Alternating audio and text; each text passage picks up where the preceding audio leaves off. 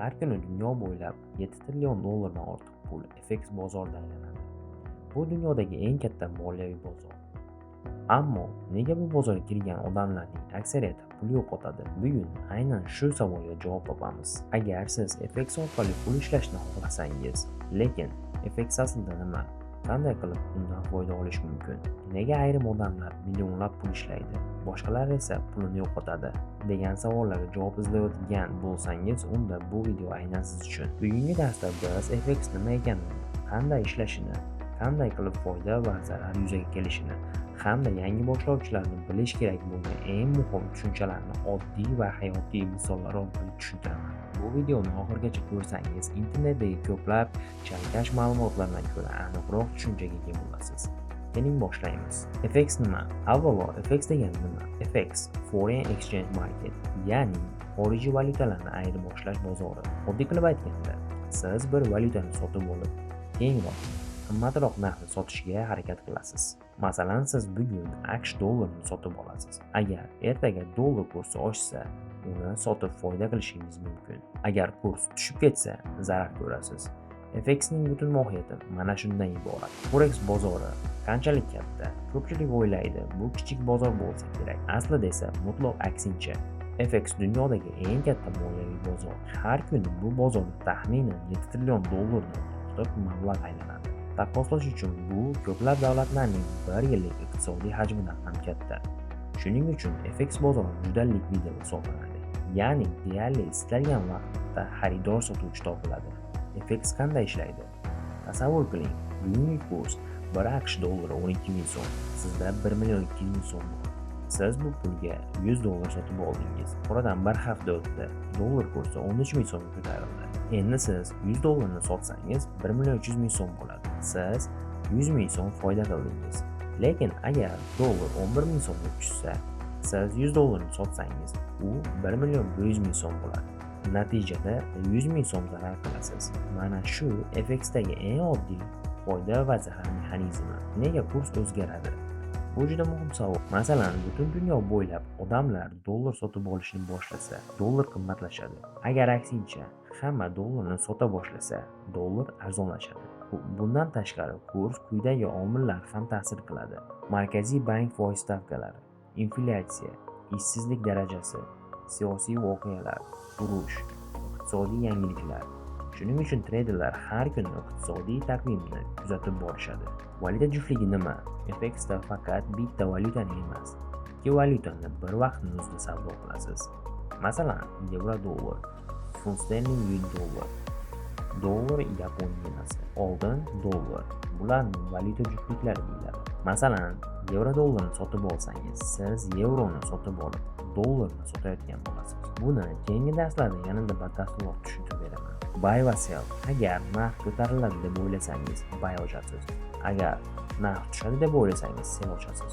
Masalan, 1 dollar 12 ming so'm. Siz uni 13 ming so'mga chiqishini kutyapsiz.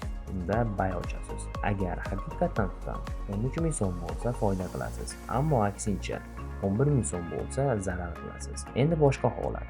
Sizningcha dollar 12 mingdan 11 mingga tushadi. Unda sell ochasiz. Narx haqiqatan ham tushsa, foyda qilasiz. Shuning uchun FXda bozor qaysi tomonga harakat qilishidan qat'iy nazar imkoniyat mavjud. Ask va bid nima? Endi FXdagi eng muhim tushunchalardan biri ask va bid narxi haqida gaplashamiz. Ko'pchilik yangi boshlovchilar savdo ochgandan keyin hisobda darrov minus paydo bo'lganini ko'radi. Shunda ular, axir narx hali o'zgarmadi-ku, nega men zarar bilan boshladim deb hayron bo'lishadi. Buning sababini tushunish uchun avval ask va bid narxlarini bilish kerak. Broker har doim sizga ikkita narx ko'rsatadi. Masalan, dollar kursi bid 11995, ask 12 ming so'm. Bu yerda ask broker sizga dollar sotadigan narxi, ya'ni siz dollar sotib olmoqchi bo'lsangiz 12 ming so'm to'laysiz. Buy esa broker sizdan dollarni sotib oladigan narxi.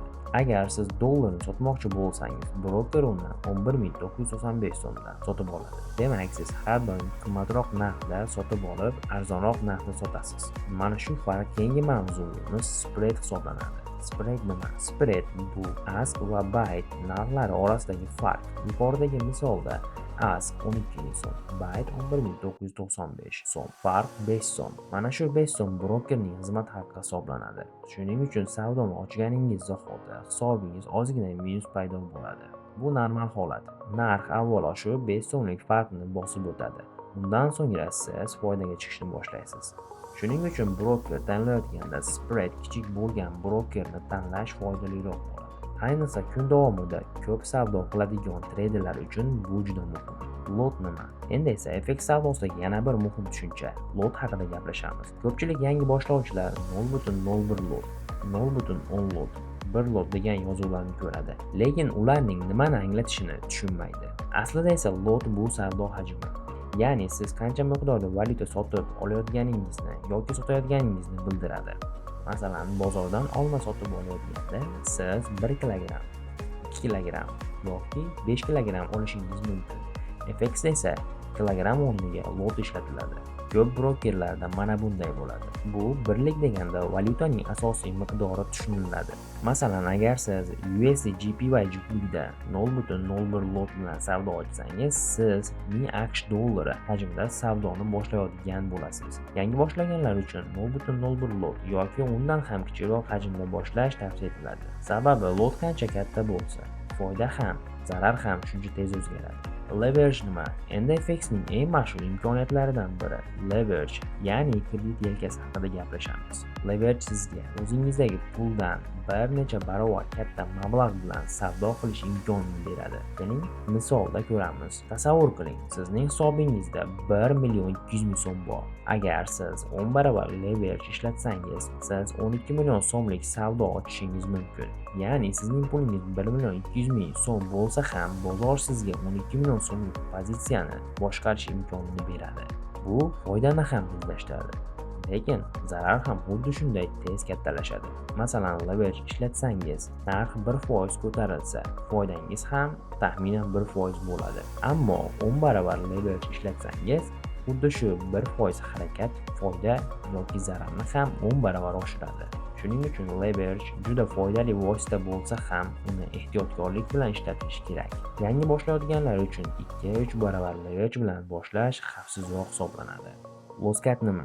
Endi esa FXdagi eng muhim xavfsizlik tizimlaridan biri loskat haqida gaplashamiz. Tasavvur qiling, siz savdo ochdingiz, lekin bozor siz kutgan tomonga emas, aksincha sizga qarshi harakat qila boshladi. Zararingiz tobora ortib bormoqda. Agar hech qanday chora ko'rilmasa, hisobingizdagi barcha mablag'ni yo'qotishingiz mumkin. Shunday holatlarni oldini olish uchun broker loskat tizimidan foydalanadi. Loskat bu sizning hisobingizdagi mablag' ma'lum darajada pastga tushganda broker tomonidan pozitsiyani avtomatik yopib qo'yish tizimidir. Bu tizimning asosiy vazifasi sizni yanada katta zarar ko'rishdan himoya qilish.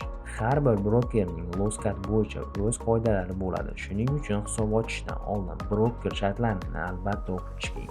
Stop loss va take profit. Professional treyderlar loskat ishlashini kutib o'tirmaydi. Ular savdo ochishdan oldin qayerda zarar bilan chiqishni va qayerda foyda olishni oldindan belgilab qo'yishadi. Buning uchun ikkita buyruqdan foydalanadi. Stop loss bu sizni oldindan belgilaydigan maksimal zarar chegarasi. Masalan, siz o'z-o'zingizga shunday qoida qo'yishingiz mumkin. Agar bu savdoda 100.000 so'm zarar qilsam, pozitsiyani avtomatik yopilsin. Shunda narx siz kutgan tomonga emas, aksincha harakat qilsa, broker savdoni siz belgilagan joyda yopadi. Bu sizning katta yo'qotishlardan himoya qiladi. Take profit. Take profit esa buning aksi. Bu oldindan belgilangan foyda nuqtasi. Masalan, siz narx shu darajaga yetsa, avtomatik ravishda foyda bilan savdoni yop deb buyruq berishingiz mumkin. Siz uxlayotgan bo'lsangiz yoki ishda bo'lsangiz ham narx belgilangan darajaga yetsa, broker pozitsiyani avtomatik yopadi. Bu juda qulay. Demo hisob yangi boshlayotganlarning eng katta xatolaridan biri. FXni o'rganmasdan turib, haqiqiy pul bilan savdo boshlashadi. Bu xuddi mashina haydashni o'rganmasdan turib, katta yo'lga chiqish bilan bir xil. Shuning uchun deyarli barcha brokerlar demo hisob taklif qiladi. Demo hisobda siz virtual pul bilan savdo qilasiz. Bozor esa haqiqiy pul. Bu orqali siz platformadan foydalanishni o'rganasiz. Buy va sell buyruqlarini sinab ko'rasiz. Stop loss va take profit qo'yishni mashq qilasiz. Strategiyalarni tekshirasiz. Eng muhimi, bularning barchasi haqiqiy pul yo'qotmasdan bajarishingiz mumkin. Men yangi boshlayotganlarga kamida 1-2 oy demo hisobda mashq qilishni tavsiya qilaman. Shundan keyingina kichik summa bilan real hisobga o'tish maqsadga muvofiq. Bugungi darsda biz FX'ning eng asosiy tushunchalarini o'rgandik. Agar siz ushbu mavzularni yaxshi tushunsangiz, keyingi darslarni o'rganish ancha oson bo'ladi. Agar ushbu video siz uchun foydali bo'lgan bo'lsa, videoga like bosing va kanalga obuna bo'lishni unutmang. Izohlarda sizni qiziqtirgan savollarni yozib qoldiring. Keyingi darslarda ularga ham albatta javob berishga harakat qilaman. Ko'rishguncha va eng muhimi, bilimga investitsiya qiling. Shunda bozor siz uchun imkoniyatga aylanadi.